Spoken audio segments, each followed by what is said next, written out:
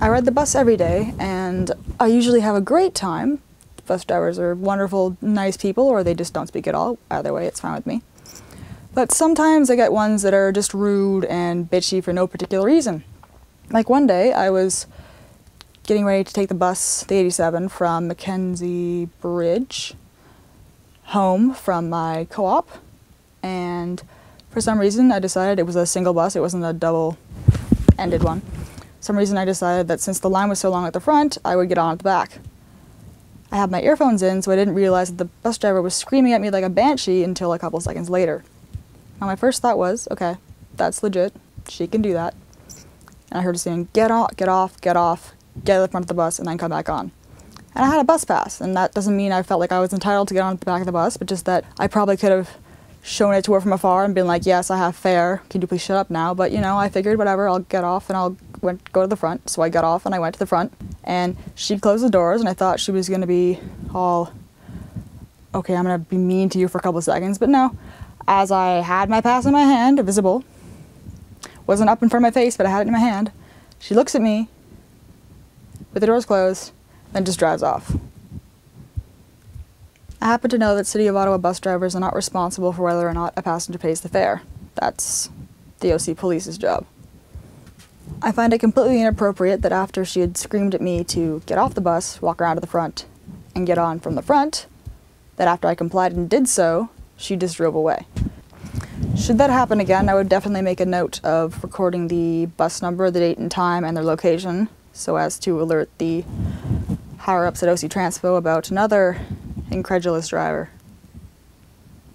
I might even go so far as to gather friends and rally and make a larger video about inconsistencies in customer service at OC Transpo. In regards to the bus driver fired on November 15th for yelling at a semi-autistic person, I think that firing him was too far, but certain action should have been taken. As for the number 5 bus driver who abandoned his passengers after being asked why he was 40 minutes late, that is grounds for instant termination. To finish up, I'd just like to say that if people want to see any effective measures taken against really not bad, but really rude and disrespectful drivers, they can't call the hotline. They can only make videos or post things on YouTube and get the mayor's attention, because now, since people have been doing this, shit's happening. Shit's getting done. Otherwise, you can't be certain.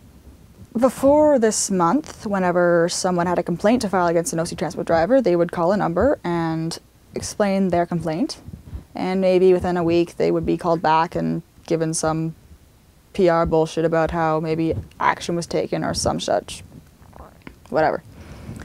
But as we can see in the past month, YouTube videos have gotten attention from everyone. So if you want action to be taken, I suggest making a video. If you do choose to make a YouTube video about your complaint, make sure it's one of importance, like being embarrassed in front of a whole busload of people, not a bus driver not smiling at you when you say hi when you walk on the bus. And thanks to channel We Support Driver 7990 for videoing this and taking my complaint. If you'd like to use this channel to record a complaint, send them a PM and they'll get back to you.